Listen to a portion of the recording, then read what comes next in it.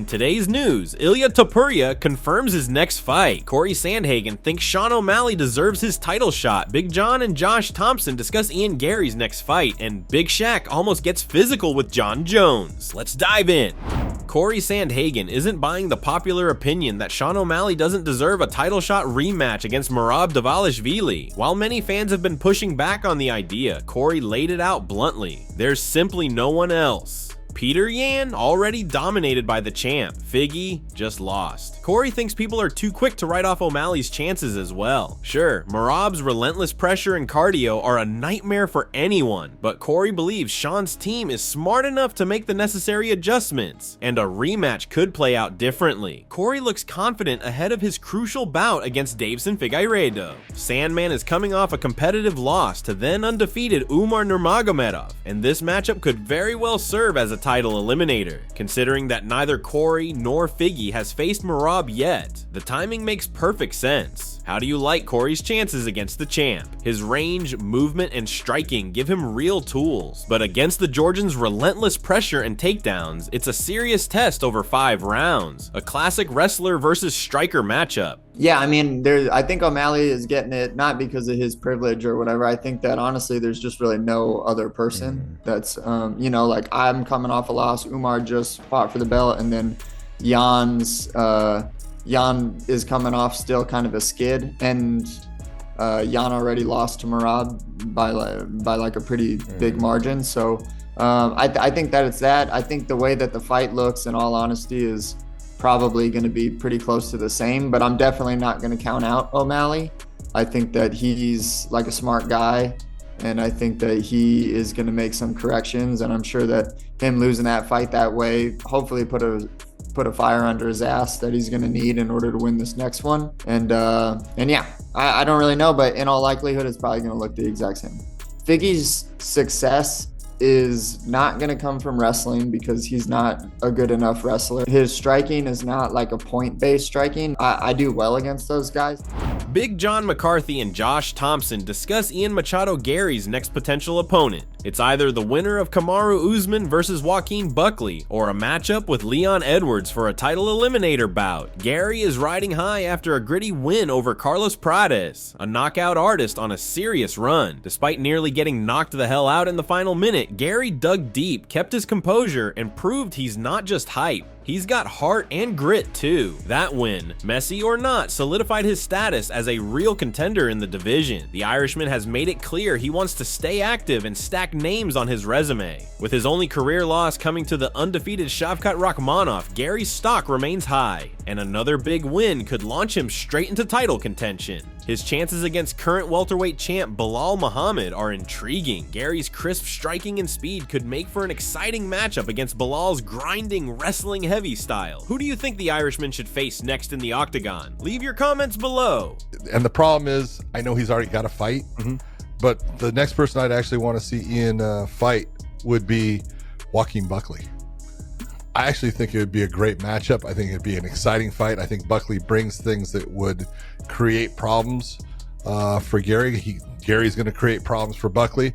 If you had to go off of, and this is why I said an either or, if I had to say, okay, well, Buckley's got to fight. He's going to be fighting Kamaru Usman, so, can't pick him. Then I pick Leon Edwards. Leon Edwards is coming off of a loss, but stylistically, I think it's a fantastic matchup and one that could be very exciting. This is getting kind of scary. This is proof that our minds think alike. Oh, no. Right here. No, I looked at it the same way you did. Look, I'm not saying Joaquin Buckley. What I'm saying is I want to see him fight the winner of Buckley and Kamaru Usman. I'd like to see that because Kamaru Usman and him, they used to train together at Kill Cliff. They have a little bit of tit for tat going on. Shaquille O'Neal just shared a wild story involving the UFC heavyweight champion Jon Jones, and while it didn't turn into an altercation, it easily could have, if Shaq hadn't realized who was behind it. According to Shaq, he was chilling at the Super Bowl when, out of nowhere, someone smacked him hard on the back. No warning, just a full force hit. Shaq instantly tensed up and went into fight mode, ready to turn around and throw hands. But the second he whipped around and locked eyes with the man behind the hit, everything changed. It was Jon Jones. Jones. UFC's heavyweight champion had greeted him the only way a fighter would, with physical intensity. Shaq gave him a proper greeting and the moment diffused, but for that one split second, he was ready for war. You know, my follow-up question was going to be, Shaq at the peak of his powers. I've heard the way you speak of Jon Jones. How would that have gone? Not good. Yeah, not if good. Shaq had gone evil too, because I think Let me tell you my Jon Jones story. Okay, please. I'm at the Super Bowl, and he hits me so hard in the back, like, and I turn around, I was like, oh, hey, John, how you doing, buddy? But this hit me so hard, like, hey, what is that? I was like, ah. So now I'm in fight mode. I'm about to, whoever it is, I'm swinging. I turned around, and it was John by himself.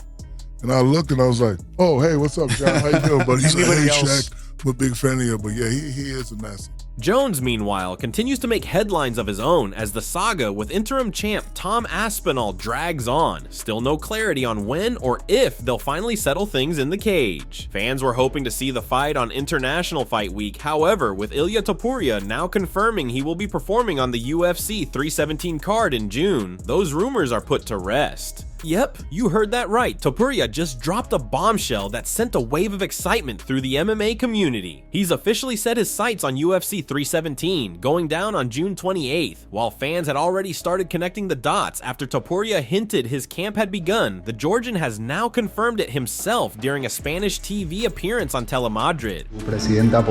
I would like to thank the community of Madrid and its president. I'm very sorry for not being able to be there with you, but I have my training ahead of me. I hope to make you all happy again on June 28th. Without revealing an opponent, he said he's preparing to make us all happy again, locking in the date and fueling the hype. Even more intriguing, a recent photo of a UFC matchmaker Hunter Campbell alongside Khabib Nurmagomedov raised eyebrows. Could they have been discussing Makhachev versus Topuria? Could we be headed toward a super fight for the ages? Topuria hasn't fought since defending his featherweight belt against Holloway, and all eyes are on whether he'll capture the 155 title. Meanwhile, talk continues to swirl around Islam Makhachev's next move. The lightweight champ's plans have remained unclear, with many thinking he's waiting to see what happens at UFC 315 before deciding whether to move up, but Makhachev's team recently denied those claims, adding more mystery to the situation.